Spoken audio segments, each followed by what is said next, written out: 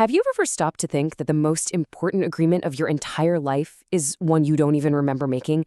I mean, seriously, it's this contract that's kind of shaping your future, and every single one of us, we all signed it.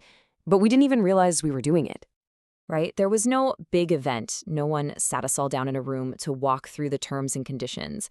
It just, well, it just happened quietly, in the background of our everyday lives. And there was definitely no heads up. No one sent out a memo saying, hey, just so you know, a massive fundamental shift is happening. A deal was being struck for us every single day. We didn't sign this thing with ink on paper. It's not like there's some physical copy tucked away in a filing cabinet somewhere with your signature on it. Nah, this agreement is way, way more subtle than that. It was signed with our focus, with our habits, with every single click, every pause, every scroll. That's the currency we use to sign, and it's the same currency the system is still collecting from us minute by minute. Okay, so let's really dive into this. Let's talk about this forgotten contract and try to figure out what exactly we've been agreeing to, usually without giving it a second thought. At its very core, this whole thing is about a trade, a huge society-wide exchange that basically powers our entire modern digital world. So let's take a look at what's actually on the table. Now this slide right here really lays it all out. On the left, you've got the old school agreements. They were tangible, right?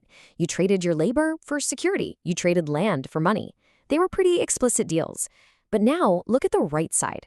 Today's agreement is, well, it's invisible. We're trading these abstract concepts. Our autonomy for a more personalized feed, our privacy for a little more comfort, our raw data for convenience. So how are we constantly re-upping this contract? It happens in these tiny little moments that feel totally meaningless.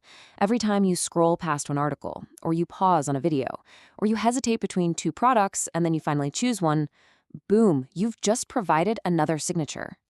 And each one of those tiny actions, that's what we call a signal. And believe me, these signals are everything. They are the raw data that gets fed into the system, teaching it, refining it, and letting it understand your patterns, maybe even better than you understand them yourself. So where do all these signals go? I mean, they weren't just collected for the fun of it. No, they were used to build something huge, a vast predictive system that's always running in the background. And get this. The system didn't learn your deep, dark secrets. It learned something way more useful than that. It learned your patterns. It learned what makes you anxious, what gets you excited, what you're thinking about late at night when you can't sleep. It basically learned all your emotional triggers. Now, here's a really important distinction we have to make. The people who built all this, they weren't aiming for some old-fashioned authoritarian kind of control. That's messy. It's inefficient. Their goal was something so much more elegant and honestly, way more powerful. Perfect prediction. Just imagine the ability to know what you're going to do, what you're going to want, or what you're going to feel moments before you even do it yourself. And that's the whole ballgame right there. Think about it. Why would you ever need to force someone to do something if you can just arrange the world around them so that they choose to do it all on their own? Perfect prediction makes that kind of obvious control totally obsolete. So all of this slowly builds towards this quiet, almost unnoticeable tipping point, a moment we could probably call too late. But here's the thing, it doesn't arrive with a big bang. It just kind of creeps in. See, the arrival of too late is this really gradual process. First, you just get so dependent on the system for everything that you can't even imagine how you'd function without it. Then, its recommendations start to feel just like your own genuine desires. And the final step, you become its biggest fan. You actually start defending it. So what's the most dangerous part of this whole thing? What's that final critical stage? When does the system really win? It's the moment you start doing its job for it. It's when you've internalized its logic so much that you dismiss any skepticism and you start arguing on its behalf. At that point, the system doesn't even need to protect itself anymore, because you will. Okay, so this all brings us to the personal cost. All of this big picture, system-level thinking, it ultimately comes down to just one thing: you. And let's be totally clear here. We all agree to this, but not because we're weak or foolish or anything like that. We agreed because we're human, The whole system is brilliantly designed to tap into our most basic instincts, our love of comfort, our deep fear of being left out, and our natural preference for the easiest path.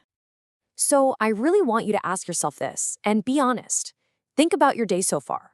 The music you listened to, the news you read, that thing you bought online. How many of those choices were completely 100% original, totally untouched by a suggestion or a recommendation? And let's take it even a step further. What if all of these predictive systems just got switched off overnight? Boof, gone. What would be left? What are your core preferences, your true tastes, when there's no algorithm there nudging you? I mean, this is really a question about your identity.